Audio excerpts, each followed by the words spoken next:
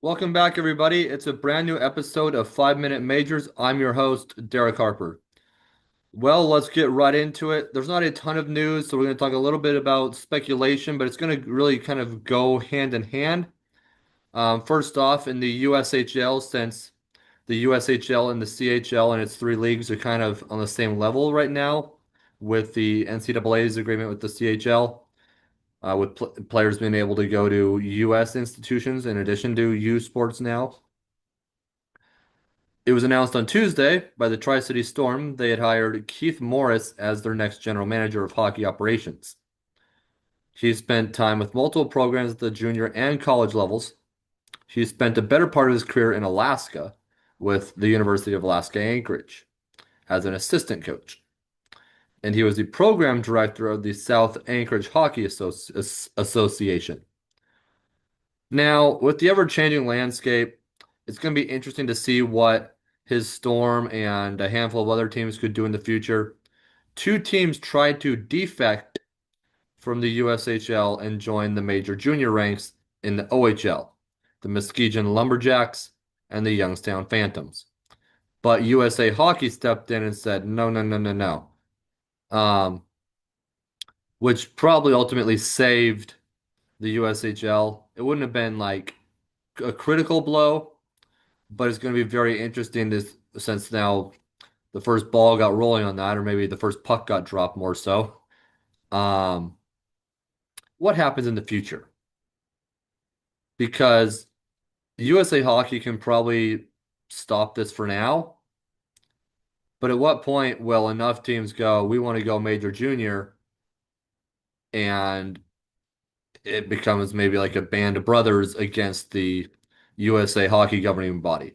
And so it'll be interesting to see what happens there because right now the WHL has the largest number of teams in the major junior circuit, and they're getting another next season, as in 2026 to 27.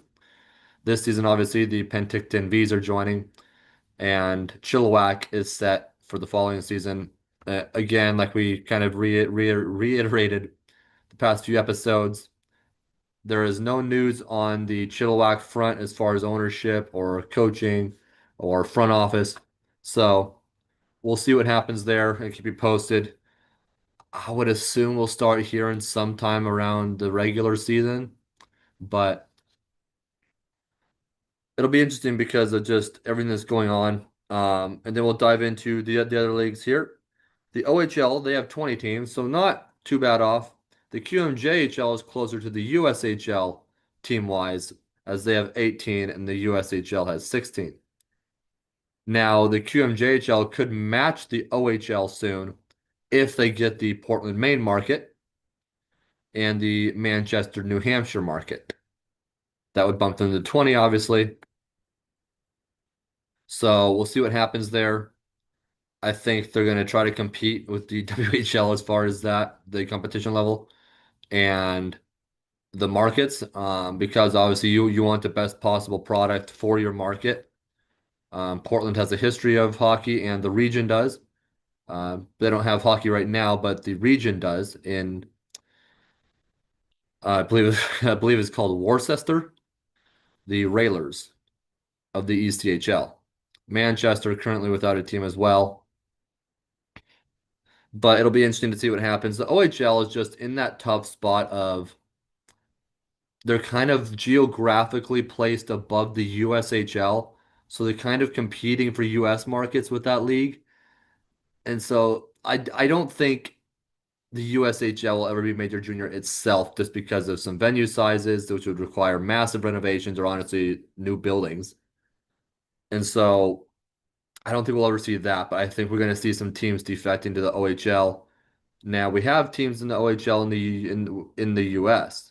I mean, the Memorial Cup was just there, so and Flint's there, Saginaw, Erie.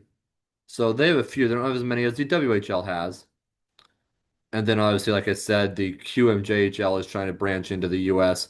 I think these next, let's say, 3 to 4 years will be very telling for the high level junior A obviously the USHL, and even the BCHL and Major Junior Hockey with them battling for footprints, battling for markets.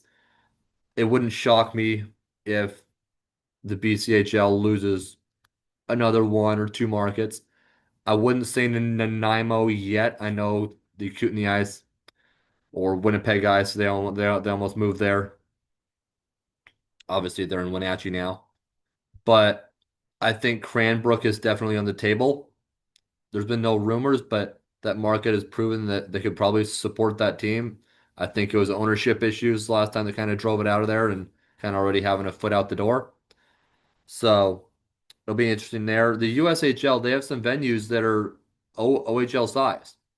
There might be some maybe management moves they have to do or some smaller renovations, but the venues, some of them are there, size wise and probably fan support wise too. The USHL is pretty well supported. So I think it's going to be key to look at the BCHL, but more so the USHL over these next 3 to 4 years as honestly, the agreement between the NCAA and the CHL, I think, caused quite, how do I say this? Just a shakeup in the future of the major junior and junior A hockey landscape in the United States and in Canada.